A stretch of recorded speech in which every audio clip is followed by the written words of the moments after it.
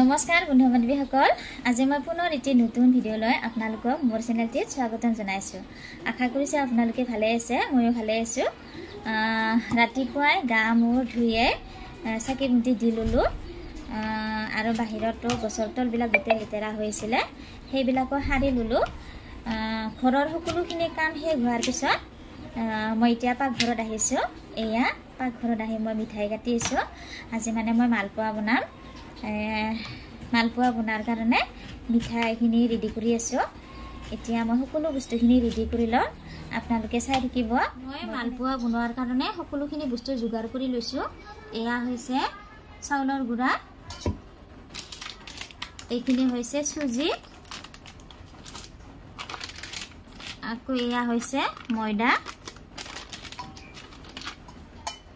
আৰু এইখিনি হৈছে গুড় মিঠাইৰ চিৰাপ এই গুড় মিঠাইখিনি পানীত মিহলাই ধুনীয়াকৈ উতলাই চিৰাপ বনাই লৈছোঁ এতিয়া মই গোটেইখিনি বস্তুকো ভালদৰে মিক্স কৰি মিহলাই ল'ম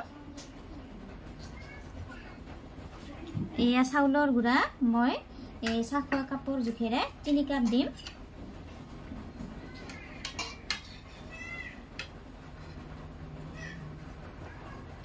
চাউলৰ গুড়া 3 কাপ দিছোঁ আকৌ চুজি দিম 2 কাপ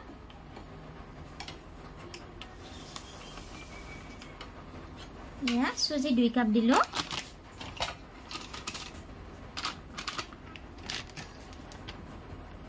আকৌ ময়দা 2 কাপ দিম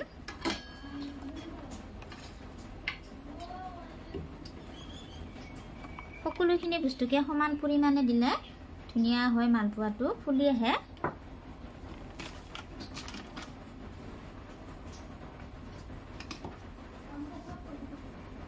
এতিয়া মই ইয়াতে অলপ পৰিমাণে নিমখ দিম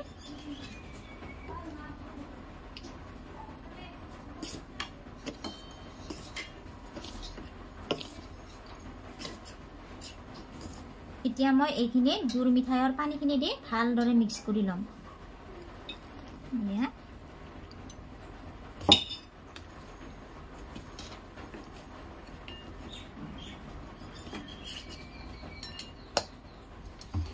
এনেদৰে মই ভালদৰে মিক্স কৰি ললোঁ এয়া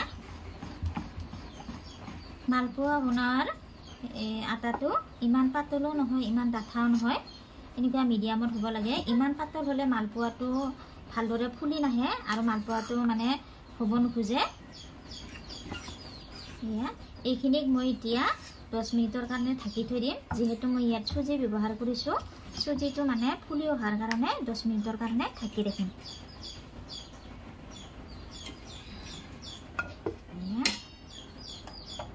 এয়া 10 মিনিট পিছত মোৰ এয়া গুড়াখিনি ৰেডি হৈ গ'ল এয়া এনেকুৱা হ'ব লাগে এতিয়া মই বহাই দিম এয়া চুৰুটো বহাই ললোঁ তেলখিনি দি দিলোঁ তেলখিনি এতিয়া গৰম হৈছে নে নাই অলপমান দি কিনে চাম মানে যদি তেলটো গৰম হৈ আহে এনেকৈ উঠি আহিব এয়া তেলটো গৰম হৈছে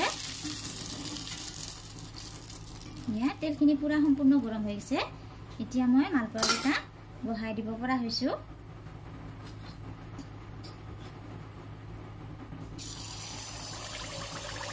এনেদৰে মই এতিয়া এটা এটাকৈ মালপোৱা বনাই গৈ থাকিম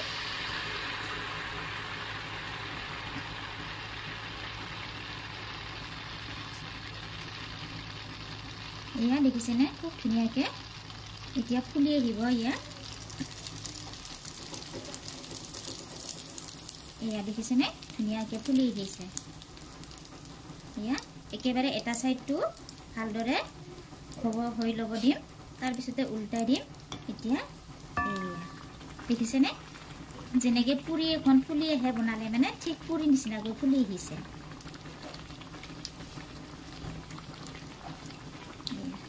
খুব কম জুইত বনাব লাগে, একেবাৰে লো ষ্টিমত। তেতিয়াহ'লে একেবাৰে ভিতৰৰ পিনেও ধুনীয়াকৈ সিজি আহে। যদিহে জুইখিনি টান হয়, অলপ জুইটো বেছি হয়, তেতিয়াহ'লে মানে ওপৰৰ ৰংটোহে ধুনীয়া কালাৰ হৈ থাকে, কিন্তু ভিতৰৰ পিনে সিজিব নোখোজে। এয়া খুব ধুনীয়া দেখিছেনে? এখন পুৰি চাইজৰ হৈ গৈছে। এতিয়া এইখন হৈ গৈছে, মই এইখন উলিয়াই থৈ দিম।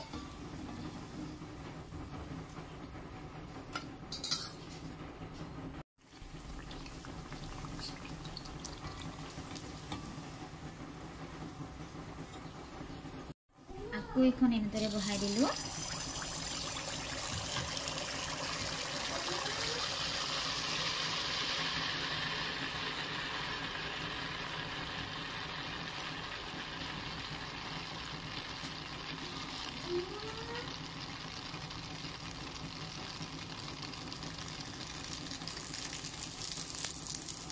এয়া ফুলি আহিব এতিয়া। এয়া খুব ধুনীয়াকৈ ফুলি আহে। যদিহে আটাখিনি ভালদৰে মিক্স কৰা হয়, ভালদৰে মিক্স কৰি ল'লে সকলোখিনি বস্তু যদি সমানে হয়, ঠিক ঠাক হ'লে ধুনীয়াকৈ মালপোৱাটো এনেদৰে ফুলি আহে। এয়া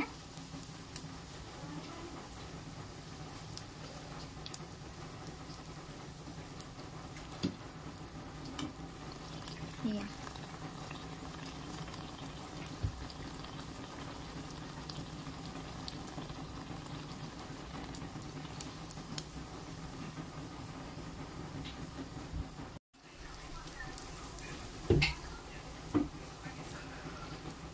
আপোনালোকে মালপোৱা কেনেদৰে বনাই এবাৰ জনাবচোন।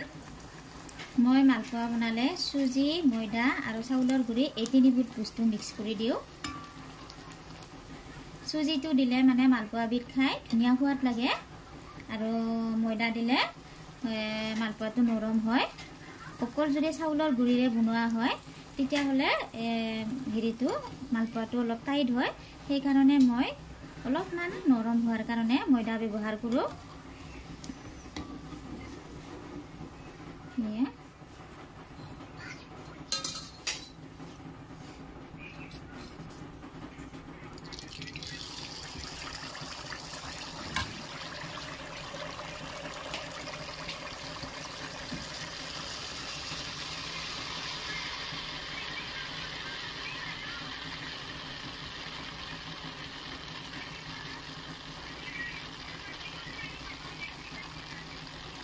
আপোনালোকেও মই বনোৱা নিচিনা এনেদৰে ঘৰত বনাই খাই চাবচোন, কেনেকুৱা লাগে একবাৰ জনাই দিব।